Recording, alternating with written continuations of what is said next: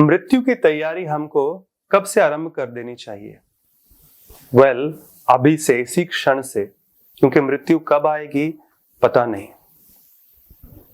हमको तो ये भी पता नहीं कि अगले सेकंड क्या होगा। इतनी सारी मौतें केवल नींद में हो जाती है, लोग रात को सोते हैं और सुबह उठते नहीं। उसका स्टैटिस्टिक्स आप देखेंगे तो शॉकिंग है। और अभी से तैयारी करेंगे, इसीलिए कहा जाता है life is a preparation, death is the examination. जो हम करेंगे अपने जीवन में, वो मृत्यु के समय उसको परखा जाएगा। तो भगवान गीता के 8वें अध्याय में कहते हैं कि मृत्यु के बाद जीवात्मा कहाँ जाता है। कई बार लोग ये प्रश्न पूछते हैं, कहाँ गया होगा, इसकी मृत्यु हुई, कहाँ गया होगा ये आत्मा। तो भगवान उसमें उत्तर देते हैं कि वो इस बात पे डिपेंड करता है कि उस व्यक्ति का आखिरी थॉट, आखिरी विचार क्या थे। तो जो उसके आखिरी विचार थे वैसा ही उसको शरीर और उसको डेस्टिनेशन मिलता है। लेकिन हमारे आखिरी विचार किस बात पे निर्भर करते हैं? जो जीवन भर किया है। जैसे कि death is the examination, life is the preparation. तो अगर आपको फाइनल एग्जाम में पास होना होता है तो सेमेस्टर में कितना पढ़ाई किया है उसके ऊपर निर्भर करता है पास या फेल होना।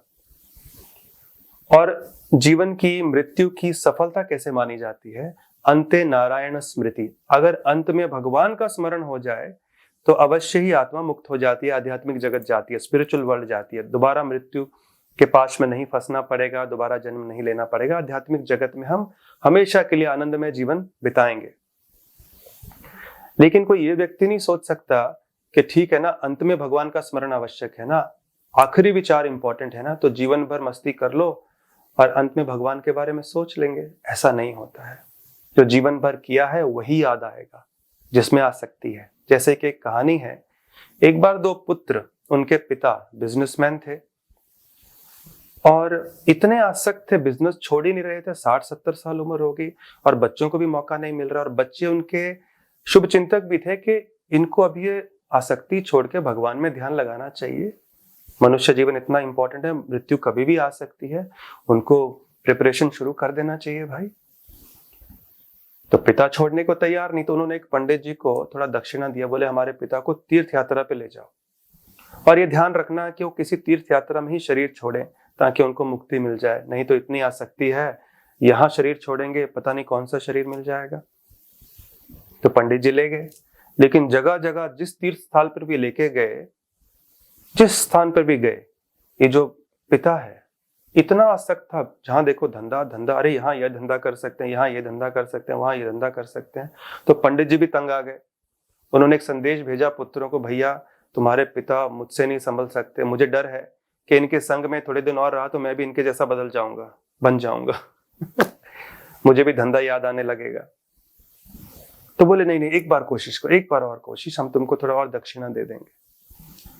तो ये पंडित जी उनको आखिर में काशी लेकर गए।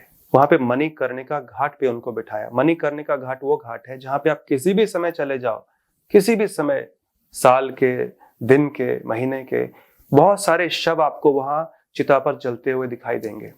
तो जब वहां पहुंचे, ये जो धनी बिजनेसमैन था वो फूट फूट कर रोने लगा कि अरे मैंने अपना जीवन बेकार कर दिया, बर्बाद कर दिया, पूरा जीवन बर्बाद हो गया मेरा। तो ये पंडित जी बहुत प्रसन्न हुए, चलो फाइनली सफल हो गया मैं। तो लेकिन क्यूरियोसिटी किल्स द कैट। पूछ लिया कि आप चिंता मत करो, सब ठीक हो जाएगा। उनको सहला रहा है, सर पे हाथ रखा। आप मुझे बताओ क्या देख के आपको इतना रोना आ रहा है, क्यों इतना दुखी हो रहे हैं? पंडित जी खुश थे कि चलो आसक्ति, डिटैचमेंट आया, आसक्ति दूर हुई। तो उन्होंने कहा अपना सर ऊपर करके कि जीवन बर्बाद कर दिया मैंने, रोते रोते, कि मैंने पूरे जीवन भर कपड़े का धंधा किया। मुझे पता होता लकड़ी की इतनी डिमांड है तो मैं लकड़ी का धंधा करता तो आप देखिए कि अंत समय में वही याद आ रहा है जो जीवन भर किया है। तो प्रिपरेशन मृत्यु की अभी से शुरुआत कर देनी चाहिए, क्योंकि मृत्यु कभी भी आ सकती है। और किस तरह से प्रिपेयर करना चाहिए कि इस तरह से कि अंत समय में भगवान का स्मरण हो सके, और उसके लिए अभी से हर दिन थोड़ा समय निकालकर भगवान का स्मरण करते रहना चाहिए। कृष्ण का एक नाम है मुकुंद, जो मुक्ति देते हैं। तो जब उनकी शरण लेंगे, रोज अभ्यास करेंगे, तो वही हमको परफेक्ट बनाएगा। अंत में प्रैक्टिस मेक्स अस परफेक्ट। तो अंत में भगवान का स्मरण होगा, तो वही आज से वो तैयारी शुरू करेंगे, तभी जो फाइनल एग्जाम है उसको हम पास कर पाएंगे, अपने जीवन को सफल बना पाएंगे। तो आज से ही तैयारी आरंभ कीजिए। पद्म पुराण में लिखा है, जो भी ऑस्पिशियस चीजें हैं उसको कभी प्रोक्रेस्टिनेट नहीं करना चाहिए। Immediately do it. Hare Krishna.